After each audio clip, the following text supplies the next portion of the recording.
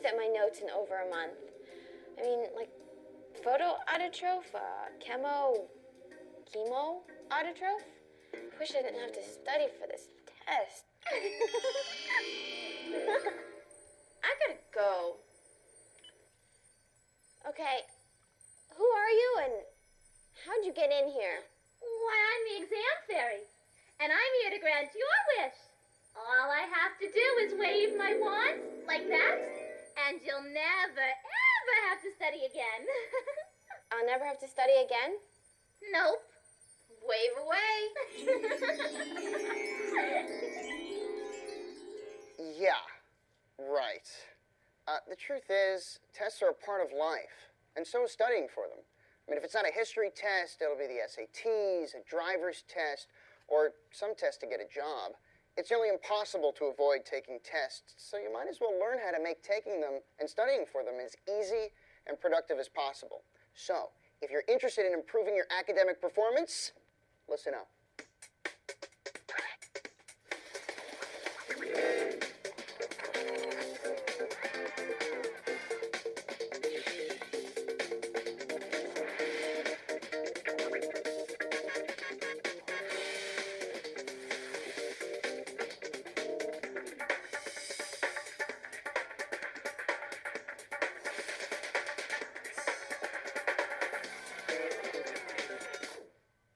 So, what exactly is studying? I mean, everybody's done it, but what are you actually doing or trying to do when you study? Memorizing. Trying to learn something. Practicing. Understand something better than I did before. Right. It's kind of all those things. In fact, when you study, you basically do three things. You clarify, connect, and reinforce. When you clarify, you clear up any confusion you may have about something. Okay, so a photo autotroph and a chemo autotroph both get their energy from non-living things. When you connect, you take something that you've already learned and see how it fits in with what you may already know. Oh, right.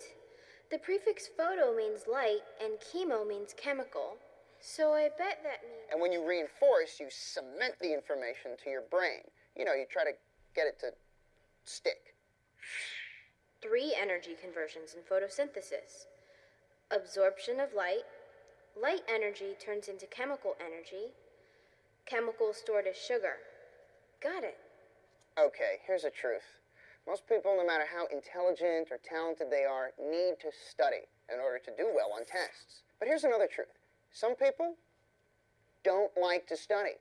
I mean, who wants to study when you could be doing other things?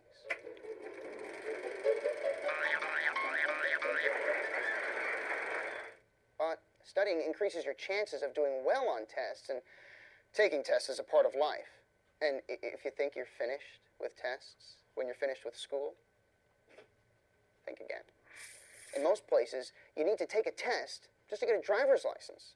Doctors, lawyers, teachers, plumbers, electricians, letter carriers, social workers, referees, sports trainers, even people seeking citizenship into the United States have to study and take tests. Learning how to study, improving your study skills, is not only something that's going to help you now, but something that will benefit you far into the future.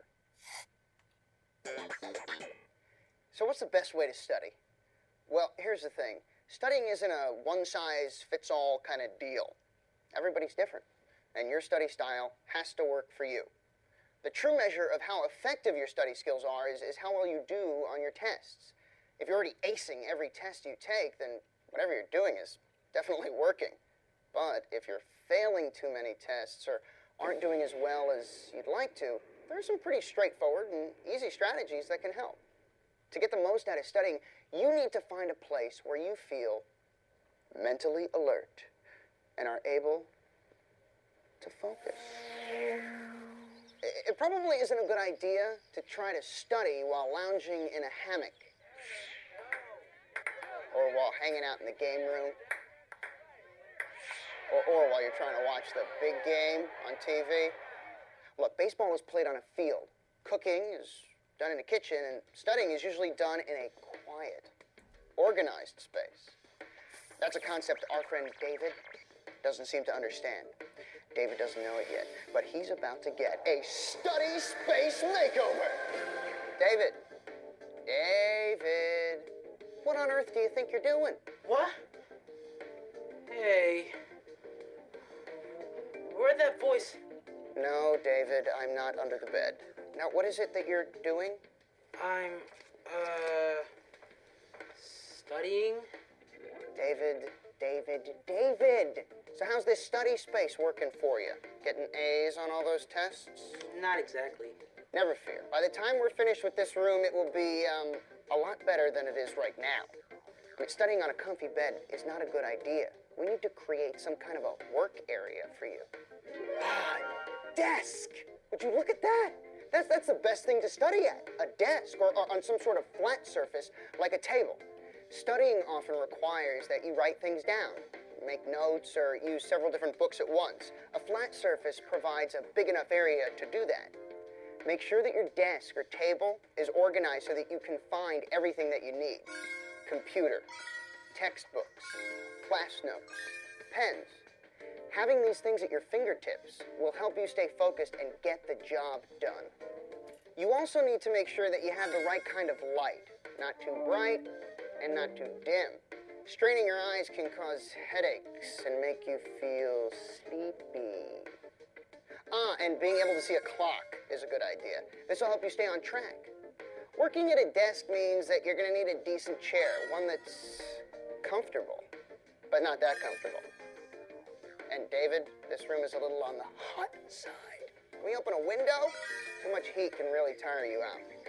When you study, it's a good idea to eliminate anything that might distract you. And that means kill the music. End the TV. Turn the cell phone off. Oh, and that computer should be used for study-related activities. Not for instant messages, smiley face, laugh out loud. I see what you're doing over there. What about the distractions you can't turn off? David, take out the trash. And when you're done with that, wash the dog. And when you're done with that, mow the lawn. And after that, I need you to run down the street. Well, you might want to tell the people that you live with that you're studying. You need to be left alone for a while. Works for me. And you do wear glasses, don't you, David? Yeah. Make sure you have them on. You can't study what you can't see. Okay, so you're all set, David. Now get studying, and good luck. Remember, studying is not a one-size-fits-all type of deal. The goal is great grades, and there are many roads that can take you there. The trick is finding the road that you are most comfortable traveling on. Preparing to study is in many ways just as important as the studying itself. Before you study, you need to get organized and stay organized. So what can help you get organized? Cars. What else? No. Cut! Oh, sorry about that. Where were we? Oh, yeah. Organization. Cars. That's K-A-R-S. K. Know. Know exactly what you're supposed to be studying. Make sure you've copied down all of your assignments. A. Accomplish. Plan exactly what you want to accomplish during a particular study session. If it's math, then do the math. If it's chemistry, do chemistry. Don't go English chemistry with the math and the Shakespeare and everything's happening with the equations and the factoring. It's confusing. R. Routine. Create a study routine and stick to it. Say, Monday through Friday between 7 and 8. By creating a routine, you'll still have time to study and do other things that you really want to do. S. Start. Hello. As soon as you sit down, get started. Don't procrastinate.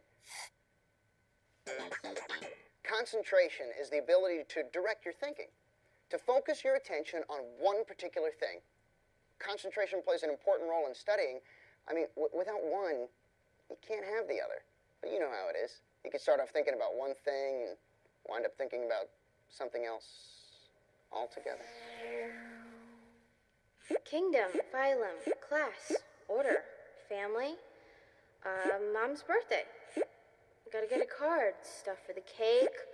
Oh, I need candles. Wait, sprinkles. No.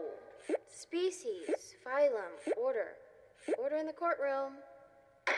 In addition to making sure that you have a good place to study, there are things you can do to minimize those kind of lapses in concentration.